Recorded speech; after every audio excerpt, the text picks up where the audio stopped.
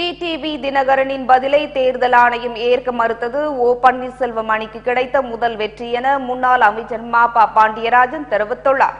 சென்னை அம்பத்தூரில் ஐயா வைகுண்ட பெருமாளின் 185வது அவதார ஊர்வலம் நடைபெற்றது.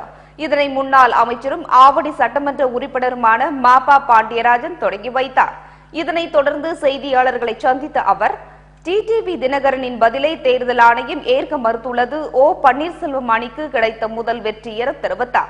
முன்னாள் முதலமைச்சர் ஜெயலலிதாவின் மறைவு குறித்து விசாரணை மேற்கொள்ள ஆணையம் அமைக்க வேண்டும் என வரும் 8ஆம் தேதி உண்ணாவிரத போராட்டத்தில் ஈடுபட உள்ளதாகவும் மா.பா. பாண்டியராஜன் தெரிவித்தார். இது நீதிக்கு கிடைத்த வெற்றி, எங்களுடைய இறுதி வெற்றியின் முதல் படிநிலை. இது குறிப்பாக நாங்கள் எலெக்ஷன் கமிஷனில், தேர்தல் கமிஷனில் முன்னால் எடுத்திருக்கிற அந்த பொசிஷன் என்னென்னா, இந்த டிடிவி தினகரன் அவர்களுடைய மன்னிப்பு கடிதம் ஏற்கப்படவில்லை என்பது தான் நாங்கள் எடுத்திருக்கிற நிலைப்பாடு.